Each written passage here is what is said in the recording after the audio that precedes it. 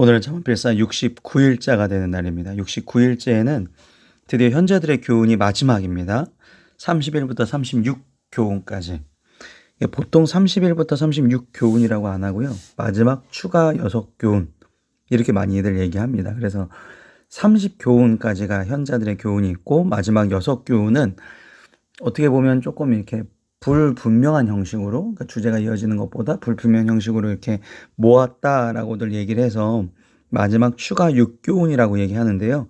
네, 그냥 편의상 31교훈부터 36교훈 이렇게 불리도록 하겠습니다. 그래서 잠언 24장 23절부터 34절까지 현자들의 마지막 교훈 한번 보실 건데요. 이렇게 구성이 되어 있습니다. 23절 재판의 공정성, 악인의 비판, 공의의 판결, 충실한 준비 후 결혼 강조 이렇게 나와 있습니다. 그래서 마지막 게으름 금지까지 한번 시작해 보도록 하겠습니다. 처음에는 재판에 관련된 얘기가 공의, 공정에 관련된 얘기가 나옵니다. 이것도 지혜로운 자들의 말씀이라 라고 해서 이 추가적인 6개의 교훈도 이 현자들의 교훈에 들어갈 수 있는 말씀이다라는 것을 이 당위성을 이제 강조하는 부분이 첫 문장에 나오고요. 그 다음에 재판할 때 낯을 보아주는 것이 옳지 못하니라라는 성경 말씀이 나옵니다. 낯을 보아준다라는 거는 이게 이제 원어로 보면 관찰하다라는 뜻을 가지고 있어서 호감을 갖고 살펴봐 준다라는 거죠. 왜 우리가 누구한테 뭔가 부탁할 때 내 얼굴 봐줘서 한번 이렇게 잘해줘 이렇게 얘기를 하거든요. 그러니까 낯을 보아주는 것이 그렇게 이 사람한테 한 번 더 호감을 갖고 한 번 더 관찰해 주는 것이죠. 그러니까 이런 것이 재판할 때는 편파적으로 갈 수 있으니 그러면 안 된다라는 것입니다. 그러니까 모든 것이 내 감정이 들어가는 것이 아니라 공의롭게 판결이 나야 된다. 그래서 24절에는 악인에게 내가 옳다 하는 자는 백성에게 저주를 받을 것이고 국민에게 미움을 받을 거니와. 그러니까 악인에게 옳다고 하는 자는 백성에게 저주, 국민에게 미움을 받는다. 불공정한 재판을 하는 자는 사회적인 책임을 져야 된다는 거죠.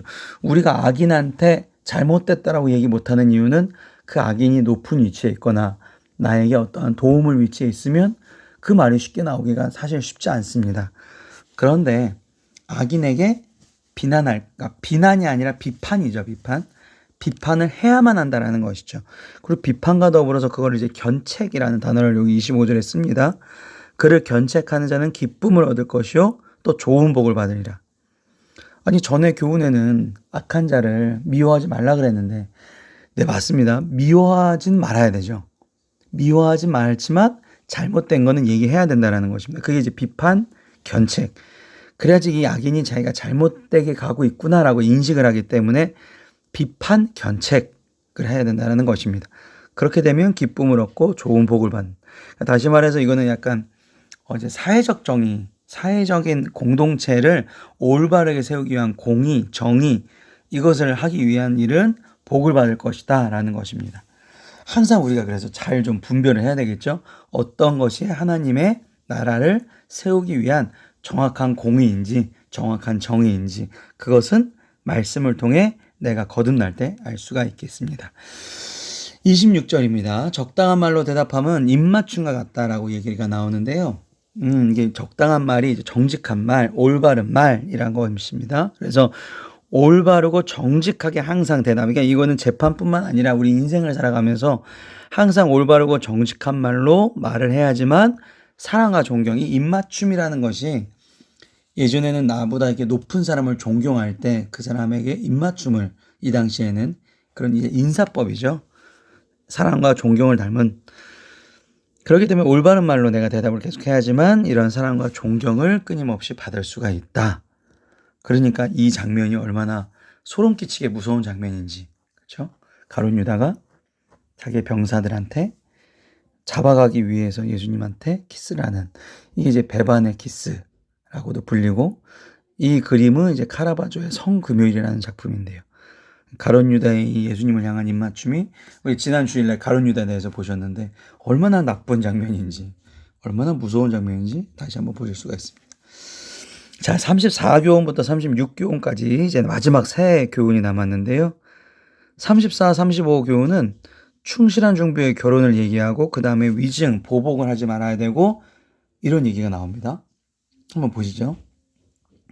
내일을 밖에서 다스리며 너를 위하여 밭을 준비하고 그 후에 내 집을 세울지니라. 집이라는 거는 전에도 잠언필서 때 말씀드렸지만 이제 가족, 가정, 국가, 나라 이런 뜻을 가지고 있습니다.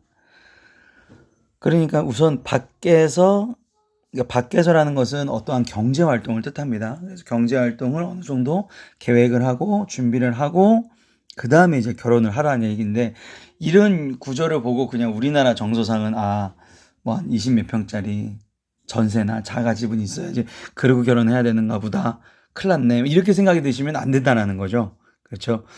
여기서 얘기하는 건 이 당시에는 사실 실제로 신부를 데려갈 때 지참금이 있어서 그런 것에 대해서는 계획도 하라고 이제 비유적으로 든 거고요. 사실상 이거는 가정만 얘기하는 것이 아니라 국가, 나라, 그러니까 모든 어떤 일을 진행하기 이전에 많은 준비와 계획이 있어야 된다는 것이죠.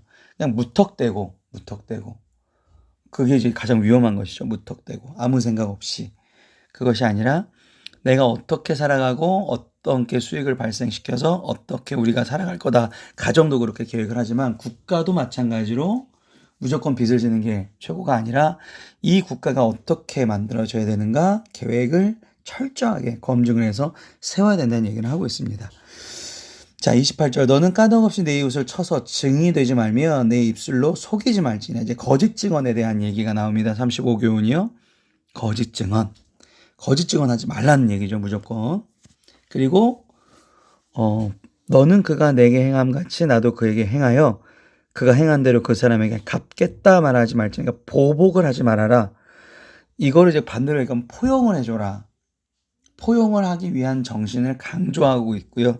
보복을 금지하는 걸 강조가 있습니다. 보복을 해도 결국 나에게 돌아오는 것보다 더 나쁜 위험들이 많이 도사리기 있기 때문에 그렇죠. 네, 내가 악인이 될 수도 있고.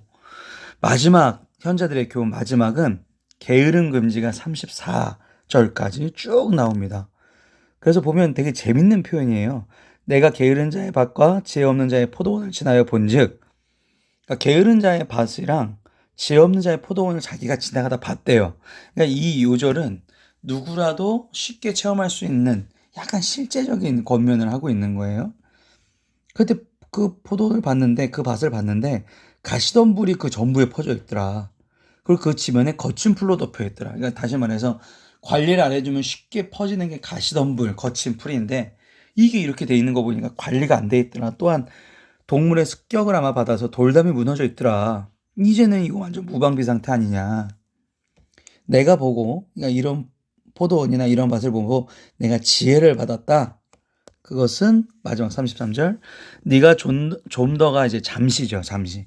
잠깐만 자자. 좀 더 졸자. 손을 모으고 좀 더 누워있자니 제일 유명한 표현이죠. 내 빈궁이 강도같이 오며 내 궁핍이 군사같이 이르니라. 그러니까 그 지혜, 이 사람이 가다가 이제 막 가시덤불이나 거친 풀이 막 이렇게 펼쳐져 있고 돌담도 무너져 있는 관리가 안 된 풀이나 이런 걸 보면서 느낀 지혜는 뭐다?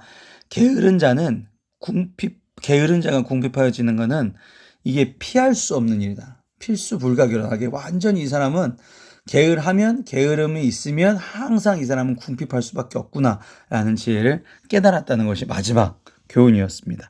현자들의 36교훈 어떠셨습니까? 이게 쭉 한 4일에 걸쳐서 현자들의 36교훈을 보셨는데, 이런 교훈들을 보시면서 다시 한번 우리 삶을 하나님의 공의, 하나님의 나라에 맡은 귀한 일꾼이 되시기 노력하시는 저와 여러분 되시기를 바랍니다. 윤양 목사였습니다. 수고하셨습니다.